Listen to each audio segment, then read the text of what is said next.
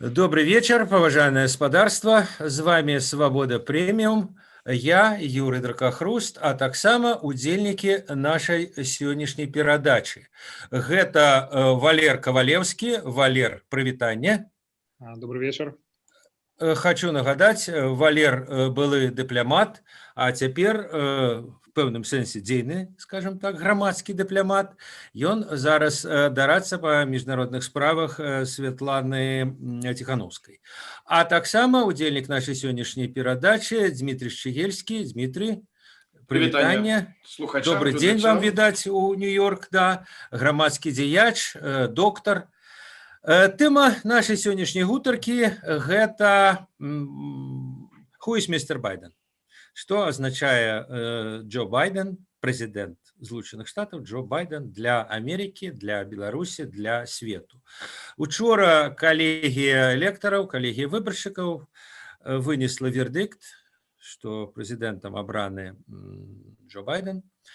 Фармальна кажучы, яшчэ ёсць адна прыступка, гэта галасаванне Сенату 6 студзеня, но мяркую, што уже варыянтаў няма.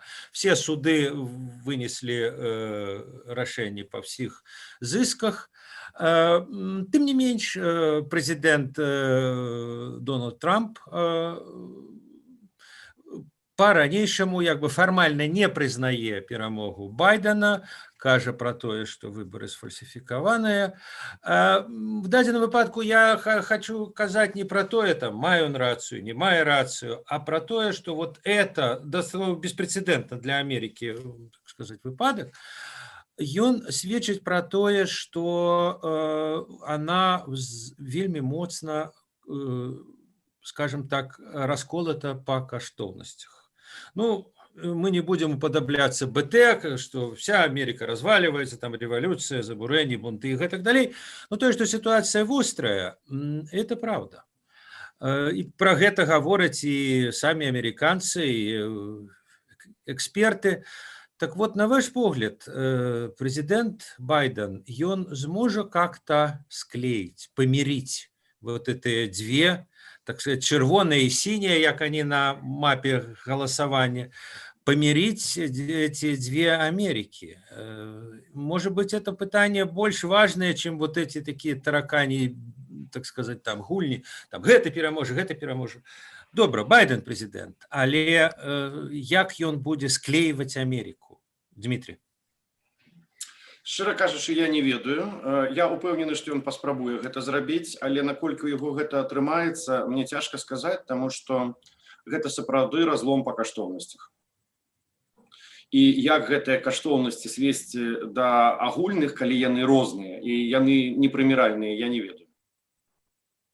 Валер, і ваш адказ. Вот як вы, наколькі я ведаю, вы падтрымлівалі, вы былі за Байдена, скажем, Дмитрий за Трампа, але пытанне все роўна.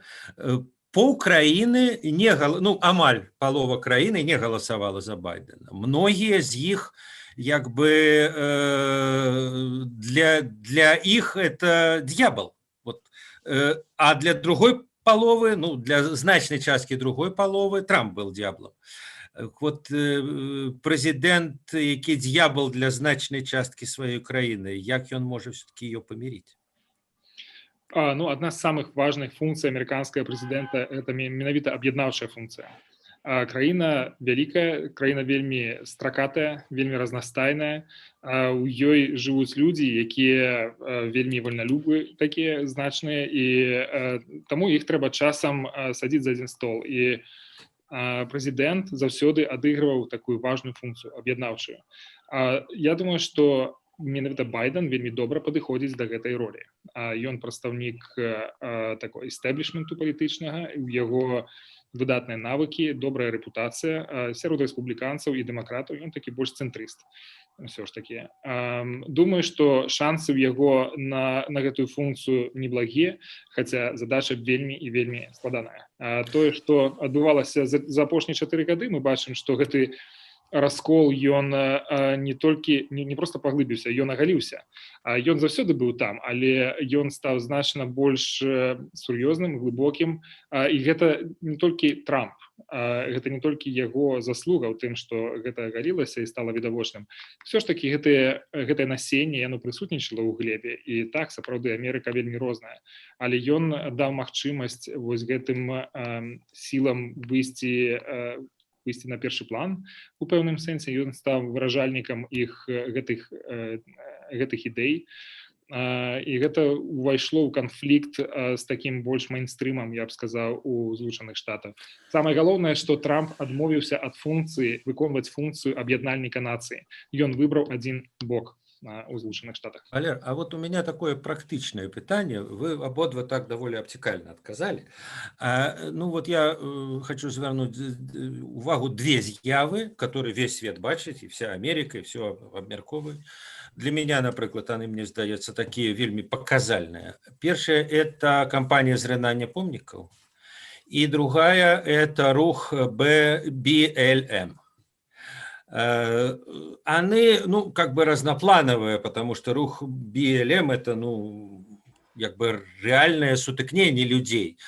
Наконт помнікаў таксама мы памятаем, там таксама быў Шарласвіль, але вот на ваш погляд, як будзе вырашана вот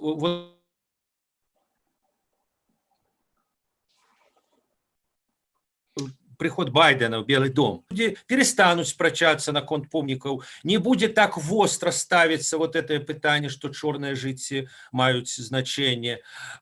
Ці, наадварот, магчыма, они яшчэ больш абвастрацца, яшчэ больш жорсткі, а может быть, ну просто один бок пераможа, знесуць нахрен все помнікі там, пачынаючы з Колумба, я не ведаю, ну, будзе сказано, что толькі жыццё чорных мае значение, астатніх нет, ну я не ведаю. Вот як бы якія варыянты вырашэння гэтых двух, мне здаецца, вельмі важных таких духовных, каштоўнасных конфликтов американских, як яны будуць вырашаны, так ці так?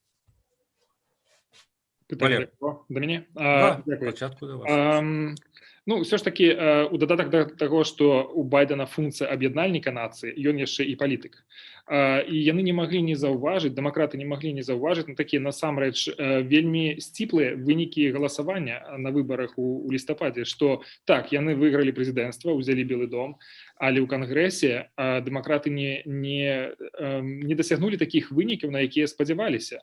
І у пэўным сэнсе гэта стала вынікам таго, менавіта BLM, вось гэта Black Lives Matter movement, якое засунула вось гэту парадак дня амерыканскі, это абмеркаванне, вельмі далёка ўлева.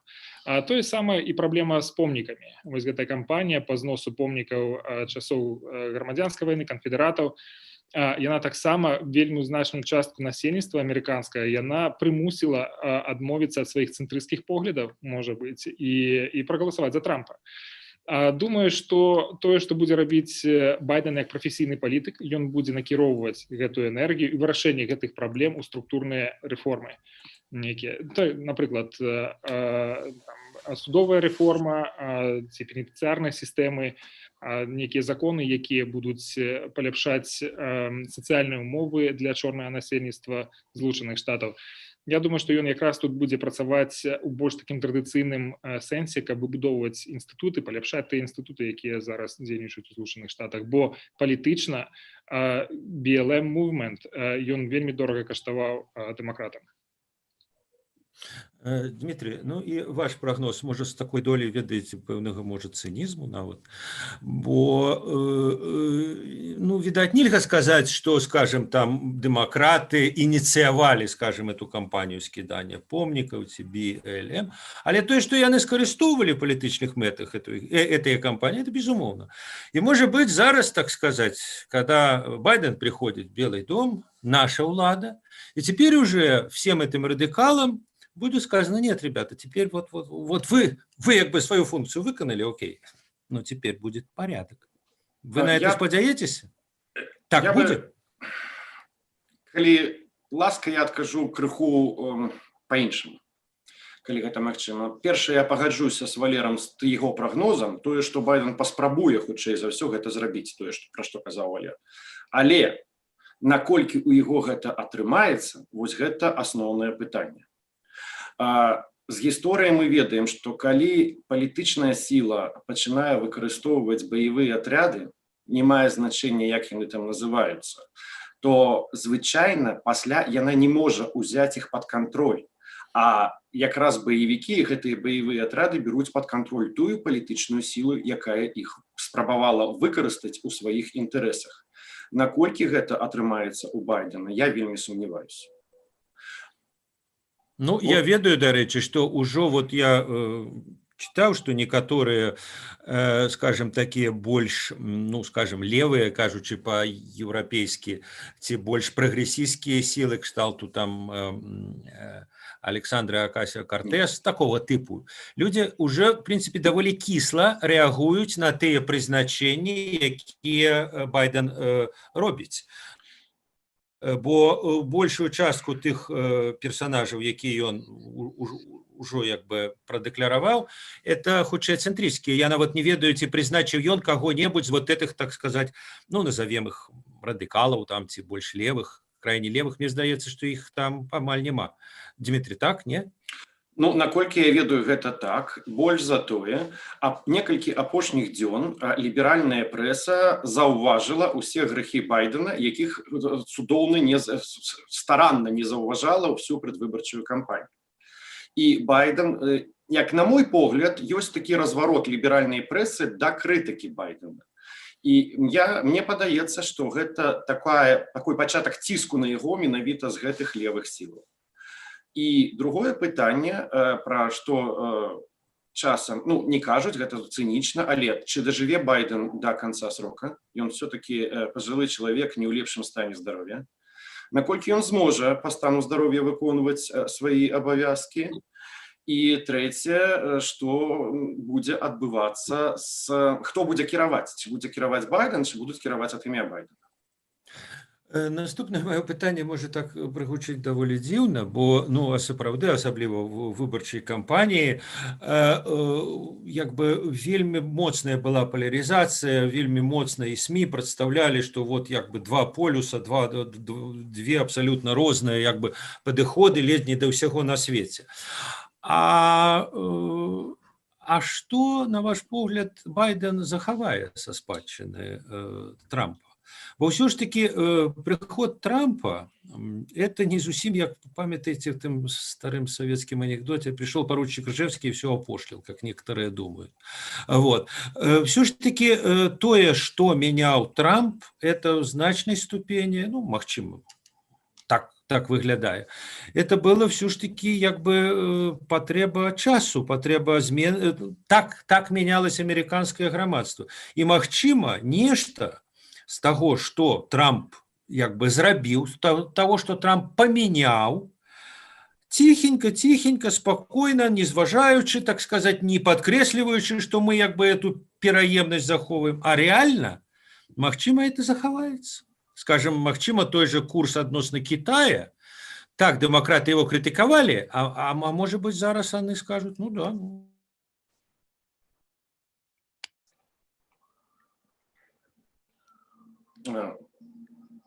Валер, ты мне так... Не, я вот просто... Это Трамп, я не Трампа. Это питание до меня? Так... Да, спочатку до вас. Трошки подвисло. Ну, перш за ўсё, я скажу, што Трамп нічога не стварыў за час свайго прэзідэнцтва. Уся яго дзейнасць была скіраваная на тое, каб разбураць тое, што зрабіў Абама.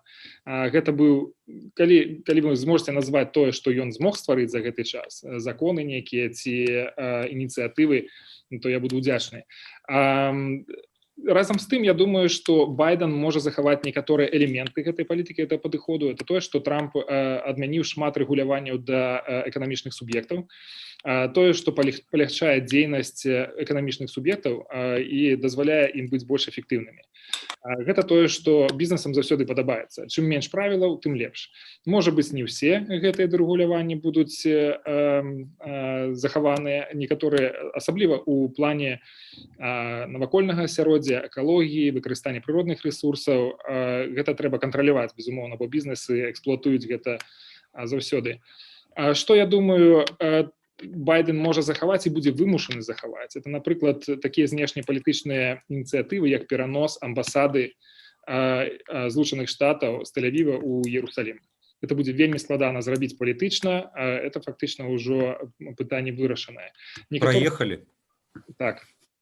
Я думаю, што гэтаксама некаторыя элементы гэтага падыходу захаваецца у дачыненні да Китая. Магчыма, нават да Ірана. Такая больш жорсткая палітыка, якая насамрэч не вельмі шмат прынесла вынікаў, але тым не менш. Трохі больш жорсткасці ніколі не пашкодзіць. І Злучаныя Штаты заўсёды радыя карыстацца мускулатурай. Як казаў Тедді Рузвельт, трымаць большую дубінку. Так. Гэта нармальна. Для знешняй палітыкі Злучаных Штатаў гэта досыць традыцыйна. Я думаю, што тая непрыемная праца, якую Трамп павінен быў зрабіць, взять на сабе гэты удар, там, напрыклад, за перанос амбасады ў Іерусалім, ну што ж, дзякуй табе, Трамп. Ты взяў на сабе гэты удар, а цяпер мы будзем рухацца далей па гэтым кірунку. Дмитрий, ну я думаю, что вы не згодны с першым посылам Валера, что нічога Трамп, так сказать, не зрабіў, але як бы пытанне вам тое самае, з таго, што ён зрабіў ці не зрабіў, як заўгодна, што будзе працягваць Байден? Мне цяжка сказаць, што ён будзе працягваць, но Валер падняў ускосна адну тэму, якая мае, на мой погляд, непасрэднае дачыненне да Беларусі. Гэта экалогія і гэта прыродныя рэсурсы, перш за ўсё сланцавая нафта і сланцавы газ. Тое, чаму Трамп спрыяў, і мы бачылі, як мяняліся цэны, кошты на нафту. І тое, што зараз, хутчэй за ўсё, ад Байдена будуць ціснуць на тое, каб ён змяніў гэтыя правілы гульні. І хаця гэта як бы, калі будуць вырашаць гэтае пытанне, ніхто пра Беларусь, конечно, узгадваць не будзе, але пытанне, колькі будзе каштаваць нафта, калі гэтыя правілы гульні кардынальна зменяць. Прыродныя рэсурсы, трубаправоды, заказнікі, запаведнікі, нацыянальныя паркі, ну там цэлы комплекс такіх пытанняў. І мы ведаем, як мяняецца знешняя палітыка Расіі, калі нафта каштуе $40 і калі нафта каштуе $160 за барэль. За апошнія 3 тыдні нафта падаражала з 40 на $5. Чым больш экалогіі, чым больш змагання за клімат, тым больш цана на нафту і тым больш доходы Москвы. І мы разумеем, што менавіта сланец абваліў цэны на нафту за апошнія 5 год. Я лічу, што вялікая, Валер. Валер, хай Дмитрий выкажыць сваё меркаванне. Вялікая заслуга Трампа ў гэтым ёсць. Таксама вялікая заслуга Трампа, на мой погляд, тое, што ён выйшаў з парыжскага пагаднення па клімату. Гэта абсалютны нонсенс. І гэта таксама спрыяла. Што зрабіў Трамп? Валер, паглядзі на індексы біржавыя за 4 гады Трампа до ковіда. Паглядзі на ўзровень беспрацоўя, паглядзі на ўзровень доходу. Мне падаецца, што гэта вялікая заслуга Трампа і гэта тое, што ён зрабіў. І яшчэ я адзначу 2 моманта, якія на гэтых выбарах былі ўпершыню. Вельмі шмат людзей, прычым я кажу пра асабісты опыт, досвед і пра тое, што было на выбарах, калі выбіралі Трампа. Валер, ты памятаеш, я казаў, што вось зашмат людзей недовольны Клінтон, дэмакратамі і могуць выбраць Трампа. І так яно адбылося. І ў гэты раз я бачу вельмі шмат людзей з майго асяроддзя не расійскамоўных, прычым разных і па паходжанню, і па этнічнаму складу, якія ўпершыню за жыццё, у тым ліку 50-55 год пайшлі на выбары. То есть гэта тыя цэнтрысты, якія ніколі на выбары не хадзілі, або незалежныя, або тыя, каму было ўсё роўна. Тое умоўнае балота амерыканскае. І вось зараз яны на выбары пайшлі. І мы бачым, напрыклад, як у тым жа Нью-Йорке, які заўсёды лічыўся супердэмакратычным, вынікі выбараў адрозніваюцца ад таго, што было 4 гады таму назад. То есть так, дэмакраты перамаглі, але яны перамаглі значна меншым адсоткам, чым яны перамагалі там 10годдзя да гэтага, 10годдзя. Валер, вам слово для пярэчанняў. Так, я адкажу. Я просто, пакуль Дзіма распавядаў сваю версію гісторыі, я паглядзеў цэны на кошты на нафту за апошнія 10 гадоў. Дык вось, у 2014 годзе кошт на нафту быў $93, а ўжо ў 2015 быў 48, у 16-м 43. На сёння ён 39 даляраў складае за барэль. Гэта паказвае, што тыя захады, якія прывялі да зніжэння коштаў на нафту, былі зробленыя Абамам насамрэч. Тое, што хацеў зрабіць і не зрабіў Трамп, да чаго была вельмі моцная пазіцыя нават сярод рэспубліканскіх губернатараў, гэта ён хацеў адкрыць шэльф акіянічны да здабычы нафты. Чаму вельмі супраціўляліся? І нават рэспубліканскія губернатары, таму што ніхто не хоча бачыць каля сваіх пляжаў гэтыя нафтавыя вышкі. Другая ініцыятыва, якая была ў яго, это адкрыць Аляску. Вось гэтую вечную мерзлату, адкрыць яе да здабычы нафты. І гэтаму таксама вельмі шмат супраціўляліся, таму што это парушае усе магчымыя мыслімыя і немыслімыя законы по ахове навакольнага асяроддзя. Вось, таму я ўсё ж такі абараніў бы свой пастулат, то што на вялікі жаль Трамп нічога такого не зрабіў для нафтавага бізнесу. Сланцавая нафта дабывалася і да прыхода Трампа, яна будзе здабывацца і пасля яго сыходу. І так, гэтая дыскусія наконт экалагічных правілаў абарон навакольнага асяроддзя, яна ў Злучаных Штатах заўсёды вельмі абвостраная, вельмі шмат увагі да гэта, але я думаю, што нафтавыя кампаніі абароняць свае інтарэсы, будуць працягваць здабываць яе так, як і раней. Я таксама на гэта спадзяюся.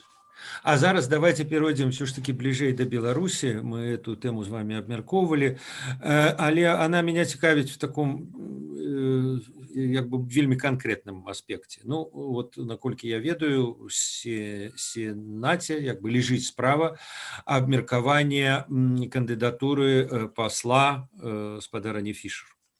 Магчыма, да інаўгурацыі галасавання па яе кандыдатуры не адбудзецца, магчыма, адбудзецца, ну, неважна. Вот перад Байденам праблема. Ці пасылаць пасла, уже, скажем, прызначанага пасла в Беларусь. Пасла, які павінен вручыць даверчыя граматы раней ці пазней, спачатку копію там міністру замежных спраў, но потом все роўна ад імя як бы Злучаных Штатаў вручыць, ну, відаць, Александру Лукашенку. Не ведаю, можа он Тихановскай вручыць, но наўрад ці, вот не думаю. Валер, вот вы пэўны час таму удзельнічалі у маёй перадачы і казалі, што вы думаеце, што Байден пашле пасла Злучаных Штатов и вот создаст такую ситуацию, когда спадарня Фишер, скажем, ну вот будет вручать Александру Лукашенку эти грамоты, а кто-то при этом скажет: ага, так а где же ваше непризнание? А какое же это непризнание, когда вручают это грамоты? Так вот, какое это непризнание, когда вручают грамоты, Валер? Так, я думаю, что Байден, конечно, будет узваживать свою позицию по накіраванню амбассадора Фішер у Беларусь. Все ж таки это посылае вельмі такі сур'ёзны палітычны сігнал. І самае галоўнае, калі глядзець на это з практычнага пункту гледжання, то што на сённяшні дзень амбасадары могуць зрабіць у Беларусі? З кім яны могуць сустракацца, з кім зараз сустракацца ў Беларусі, каб даводзіць некі пункт гледжання, каб прасоўваць нейкія ініцыятывы. І гэта фактычна функцыя амбасадаў зараз звузілася да маніторынга сітуацыі, што адбываецца. Так, яны дапамагаюць у вырашэнні нейкіх візавых пытанняў, штосьці адсочваюць, але праграмы рэалізуюцца зараз у вельмі сціслым выглядзе, не так, як гэта было раней. Валер, ну вы, здаецца, месяц таму гаварылі, што пашлют все-таки посла. Вы, правда, тады былі в крыху іншай якасці. Вот, вы не былі дарадцам Тихановскай. Зараз вы дарацца Тихановскай. Ну, здаецца, сітуацыя не надта змянілася аб'ектыўна. Ваша, да, змянілася, а аб'ектыўна не. Ці змянілася? Для протоколу я прадстаўнік, дарадцам з'яўляецца Франак Вячорка, таму я развіў гэтыя дзве. Я выбачаюсь, да, калі так, не без праблем. Мне цяжка сказаць, якімі меркаваннямі будзе кіравацца Байден і яго каманда пры вызначэнні.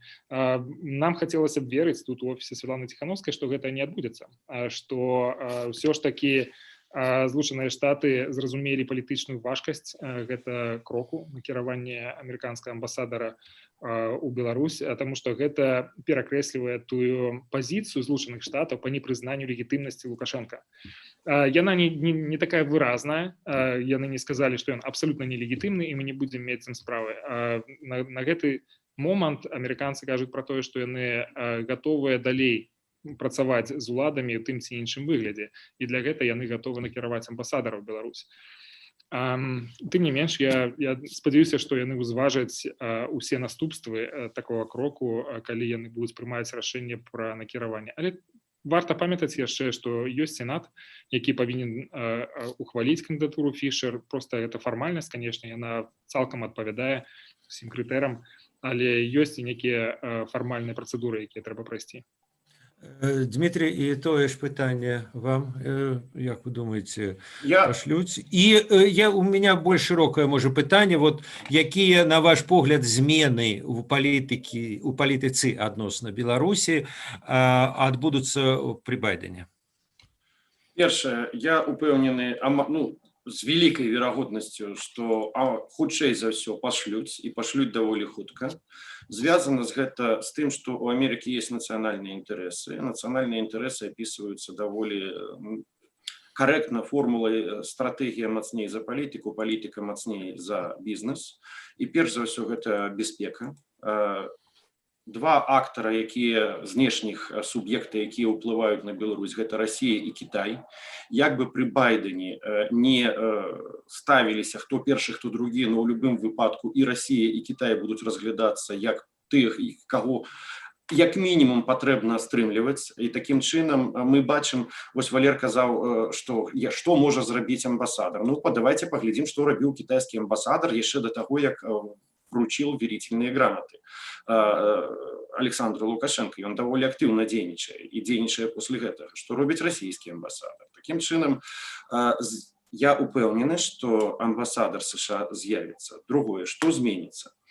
Я лічу, што нічога прынцыпова, акрамя рыторыкі, не зменіцца. Магчыма, будзе больш падтрымкі там дземсілам, якім-то офісам, СМІ, яшчэ камусьці, но гэта не прынцыповае пытанне, якое нічога прынцыпова не зменіць. І другое пытанне, акрамя амбасадара, гэта пытанне бяспекі. Злучаныя Штаты, для іх асноўная, каб Беларусь не стала часткай Расіі, гэта тая чырвоная межа, праз якую ніхто ніколі не будзе перахадзіць, ні дзеля якіх правоў чалавека, каштоўнасцяў, чагосьці яшчэ. То есть, кажучы цынічна, і тое, як працуе рэал-палітык. Не гледзячы на ўсе пажаданні, чаканні і гэтак далей. І да Валера, у меня як да прафесійнага дыпламата, пытанне, што ёсць верительная грамота па сутнасці. Наколькі я разумею, гэта ліст ад аднаго кіраўніка дзяржавы другому кіраўніку дзяржавы, у якім ён прося крэдыт даверу да свайго прадстаўніка, то есть там амбасадара, у тых пытаннях, якія датычацца двух гэтых дзяржаў.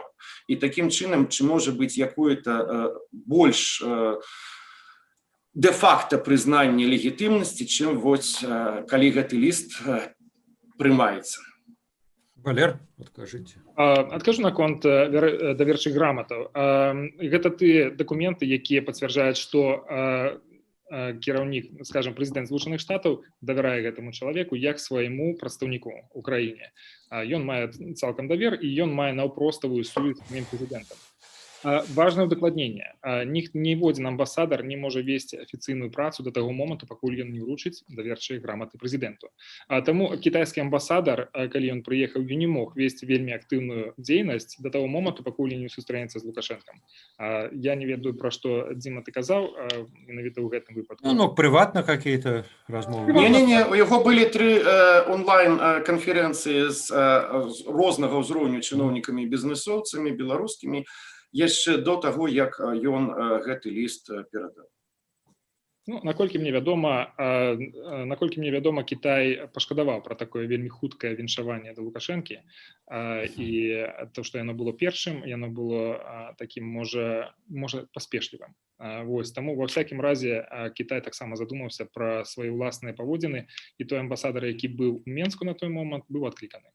У таго амбасадара, які был у Менску, на той момант скончылась ратацыя. І не гледзячы на гэта, ён перасядзеў гэтую ратацыю, і ў Менску толькі 7 дзён не было кітайскага амбасадара, момант ад таго, як ад'ехаў той, які быў папярэдні, да таго, як прыехаў той, які зараз. І тая асоба, якую Кітай прызначыў і з якой пасады на амбасадара ў Беларусь, таксама шмат аб чым кажа. Ён быў намеснікам генеральнага секретара ШОСа. і уся біяграфія кітайскага амбасадара вельмі цікавая. То есть, конечно, ты можаш сказаць, што гэта ссылка, паніжэнне і нешта яшчэ, але гэта шмат аб чым кажуць, і менавіта на гэта будзе вымушана рэагаваць адміністрацыя Байдена, у тым ліку на гэта. Дима, я адкажу на пытанне, калі ты дазволіш, пра пазіцыю Байдена і палітыку Байдена да Беларусі. Дык вось, падчас перадвыбарчай кампаніі, у тых заявах, якія рабіў Байден па Беларусі, ён казаў пра нелегітымнасць Лукашенка, ён казаў пра санкцыі, і ён казаў пра эканамічную палітыку, эканамічную дапамогу для Беларусі на этапе пераходу ад Лукашэнкі да наступнай адміністрацыі, да наступнай улады, ці мадэлі кіравання краінай. Вельмі важным адрозненнем, я думаю, палітыкі Байдена ад падыходаў Трампа да Беларусі будзе тое, што Злучаныя Штаты будуць займаць зараз лідыруючую пазіцыю па Беларусі і ўвогуле па пытаннях прасоўвання дэмакратыі і правоў чалавека. Калі вы памятаеце, да Трампа традыцыйна Злучаныя Штаты займалі цэнтральную пазіцыю.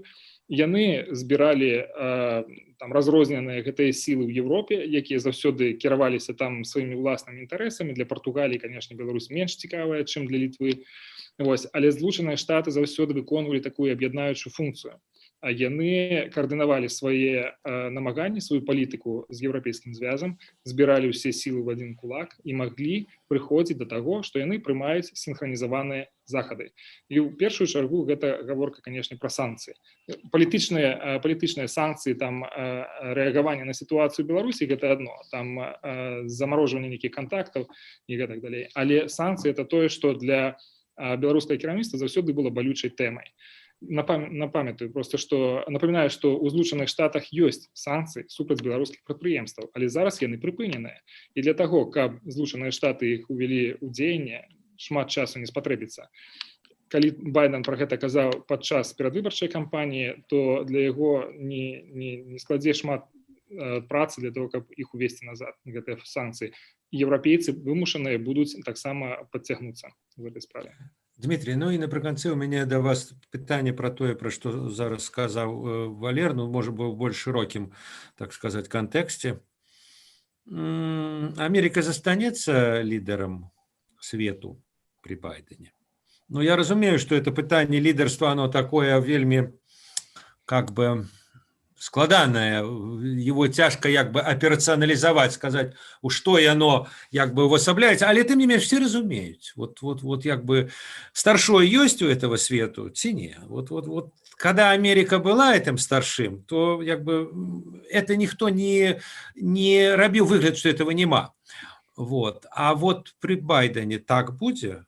Все будут разумець, что все-таки Америка это галоўны гулец у свеце? Ну, я упэўнены, што адказаць можна вельмі коротка, а куды яна дзенецца? Нават калі не захоча, таму што, ну, па сутнасці-то выбара і няма вялікага, не мае значэння, Байден чи не Байден. І нават при Трампе ўсё роўна, ну, як бы ён не атлыніваў ад гэтага там абавязку, але прыходзілася вяртацца да яго просто рэальнае жыццё прымушала, хаця ён і супраціўляўся. Но при гэтым я думаю, што змаганне за гэты статус яно стане больш выразным, больш энергічным, больш паслядоўным, магчыма. Добра, дзякуй вялікі, дзякуй Дмітрий, дзякуй Валер. А за далейшым развіццём падзеяў нашы гледачы могуць сачыць на YouTube-канале Свабода Прэміум і в тэлеграме Свабоды. Дзякуй, всяго найлепшага.